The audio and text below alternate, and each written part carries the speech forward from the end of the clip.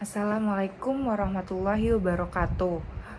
Tadi kita sudah belajar mengenai indeks harga. Nah, materi selanjutnya itu kita akan membahas terkait inflasi. Kemudian, materi yang akan dijelaskan di dalam inflasi yaitu ada pengertian, kemudian ada penyebab dari inflasi, kemudian jenis inflasi berdasarkan tingkat keparahannya, kemudian ada jenis inflasi berdasarkan asalnya, kemudian ada contoh nyata dari inflasi di Indonesia, kemudian ada dampak dari inflasi, kemudian ada solusi, dan yang terakhir yaitu bagaimana cara menghitung dan contoh soal. Beli bakso bang, beli berapa dek? Beli 10.000 bang, dibungkus plastik. Oh main. Bakso. Beli bakso bang, berapa satu bungkus? Satu bungkusnya 15.000, Neng. Kok mahal banget sih bang?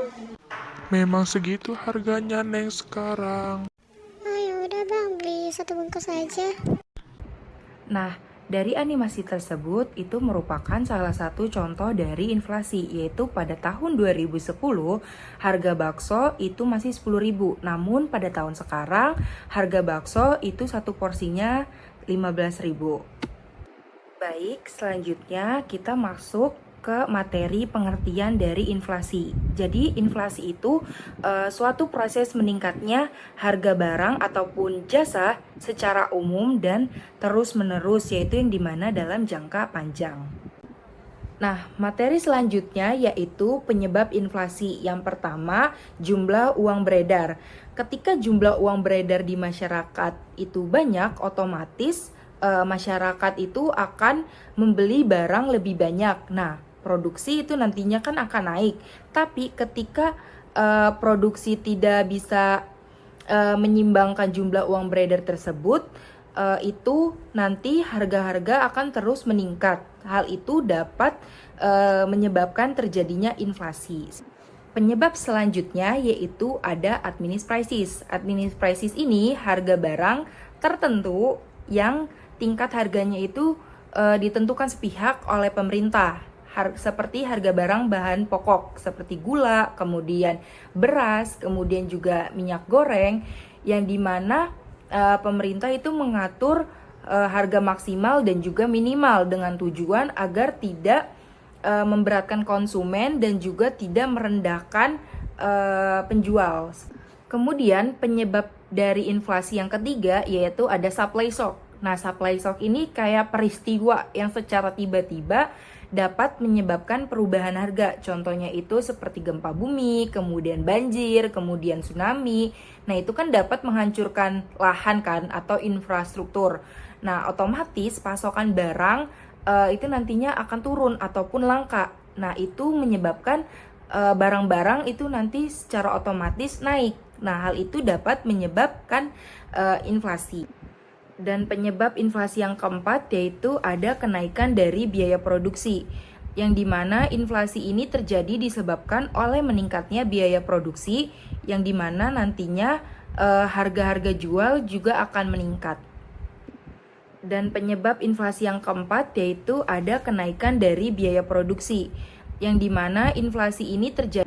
Materi selanjutnya yaitu ada jenis inflasi berdasarkan tingkat keparahannya. Yang pertama itu ada inflasi ringan. Inflasi ringan yaitu kurang dari 10%. Misal pada tahun sekarang harga beras itu masih 10.000. Namun pada tahun berikutnya harga beras itu naik menjadi 10.500. Nah, itu kan masih ringan kenaikannya. Nah, selanjutnya yaitu ada inflasi sedang. Nah, inflasi sedang itu berkisar sekitar 30-10%, yang dimana misal harga beras pada tahun sekarang itu 10.000, kemudian tahun berikutnya yaitu 13.000. Nah, itu kan masih naik cuman berapa persen. Yang kemudian yaitu ada inflasi berat. Nah, inflasi berat itu sekitar 30-100%, yang dimana contohnya misal tahun sekarang itu harga beras 10.000, maka tahun berikutnya itu harga beras bisa menjadi 20.000. Yang selanjutnya yaitu ada hyperinflasi. Hyperinflasi ini yaitu lebih dari 100%, yang dimana pada tahun sekarang harga beras itu 10.000, bisa jadi tahun berikutnya itu menjadi 25.000. Materi selanjutnya yaitu ada jenis inflasi berdasarkan asalnya, yaitu ada dua. Yang pertama ada domestic inflation sama imported inflation. Nah, domestic inflation ini yaitu seperti terjadinya kebakaran hutan, kemudian tsunami. Nah, itu bisa menyebabkan kan produksinya nanti berkurang. Nah, barang-barang itu menjadi langka. Nah, otomatis harga-harga barang itu akan naik. Nah, itu dapat menyebabkan inflasi. Sedangkan kalau imported inflation itu terjadi karena pihak luar seperti COVID kemarin, kemudian juga peperangan, itu harga-harga barang dari luar itu bisa mengalami kenaikan seperti harga minyak. Nah, di sini juga itu nanti akan terkena imbasnya. Sedangkan kalau imported inflation itu menurut penelitian Bank Dunia tahun 2015, sekitar 100 juta jiwa penduduk Indonesia hanya memiliki penghasilan Rp330.000 per bulannya. Banyak dari kita bertanya, seperti yang ditanyakan Safina, kenapa negara kita tidak mencetak uang sebanyak-banyaknya saja untuk memberantas kemiskinan? Intinya, kita tidak bisa mencetak uang sebanyak-banyaknya karena hal itu bisa mengakibatkan kenaikan harga barang dan penurunan nilai uang itu sendiri, atau yang biasa disebut dengan inflasi. Bagaimana hal itu dapat terjadi? Pendeknya, dalam suatu pasar, banyaknya jumlah uang beredar dan jumlah barang yang dibutuhkan haruslah seimbang. Jika pemerintah mencetak terlalu banyak uang, kita juga akan memiliki lebih banyak uang, dan tentunya membuat kemampuan membeli barang semakin tinggi akibatnya. Jumlah barang yang ingin kita beli berkurang dan harganya pun ikut menyesuaikan. Hal tersebut tidak mengubah apa-apa kecuali menurunkan nilai uang itu sendiri, sehingga nilainya makin lama semakin tidak berharga.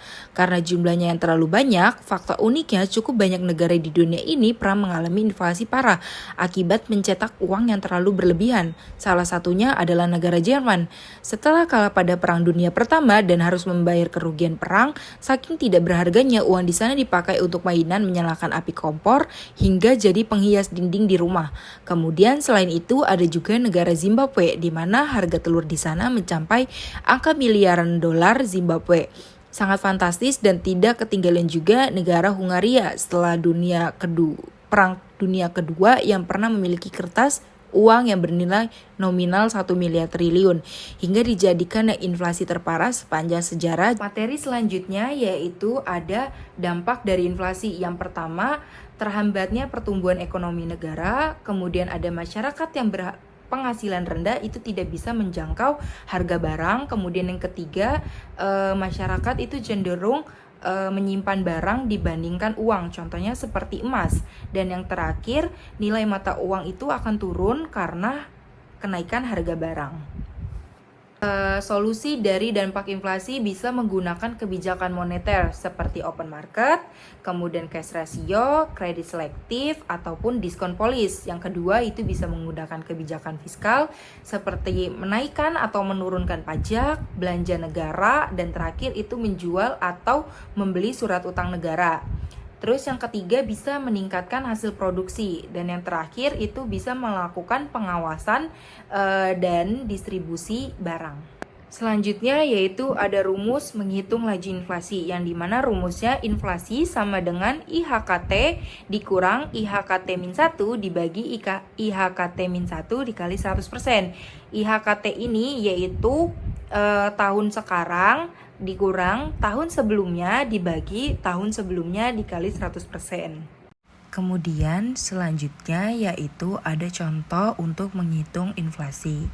Contoh yang pertama yaitu diketahui IHK bulan Agustus 2015 sebesar 115,34 dan IHK pada bulan September 2015 yaitu sebesar 125,30. Hitunglah laju inflasi pada bulan September. Kemudian cara menjawabnya yaitu inflasi sama dengan IHKT min 1 dibagi IHKT min 1 dikali 100%. yaitu 125,30 dikurang 115,34 dibagi 115,34 dikali 100% sama dengan hasilnya 9,96 dibagi 115,34 dikali 100% yaitu hasilnya 8,63%. Nah, inflasi ini termasuk ke dalam inflasi ringan. Kemudian yaitu contoh soal kedua, suatu negara memiliki indeks harga konsumen pada tahun 2023 sebesar 130 dan pada tahun 2024 sebesar 150. Hitunglah tingkat inflasi negara tersebut dari tahun 2023 ke tahun 2024. Untuk mencari jawaban soal nomor 2 yaitu masih dengan rumus inflasi sama dengan IHKT dikurang IHKT-1 dibagi IHKT-1 dikali 100% sama dengan 150 dikurang 130 dibagi 130 dikali 100% yaitu 20 dibagi 130 dikali 100% sama dengan hasilnya yaitu 15,38%. Kemudian yaitu ada contoh soal 3. Suatu negara memiliki indeks harga konsumen pada tahun 2022 sebesar 120 dan pada tahun 2023 sebesar 132. Hitunglah tingkat inflasi negara tersebut dari tahun 2022 ke tahun 2023. Untuk menjawab soal nomor 3 itu masih menggunakan rumus yang sama yaitu inflasi sama dengan IHKT dikurang IHKT-1 dibagi IHKT-1 dikali 100% yaitu 132 dikurang 120 dibagi 120 dikali 100% sama dengan 12 dibagi 120 dikali 100% sama dengan 10%. Hasil tersebut masih dalam kategori inflasi ringan. Contoh soal yang terakhir yaitu suatu negara memiliki indeks harga konsumen pada tahun 2023 sebesar 145 dan pada tahun 2024 sebesar 160. Hitunglah tingkat inflasi negara tersebut dari tahun 2023 ke tahun 2024. Untuk jawabannya yaitu masih menggunakan rumus yang sama yaitu inflasi sama dengan IHKT dikurang IHKT-1 dibagi IHKT-1 dikali 100% sama dengan 160 dikurang 145 dibagi 145 dikali 100% yaitu hasilnya 15 dibagi 145 dikali 100% hasil ketemu terakhir yaitu 10,34%. Jawaban tersebut termasuk ke dalam kategori inflasi sedang. Sekian materi yang bisa saya sampaikan, kurang lebihnya mohon maaf. Wassalamualaikum warahmatullahi wabarakatuh.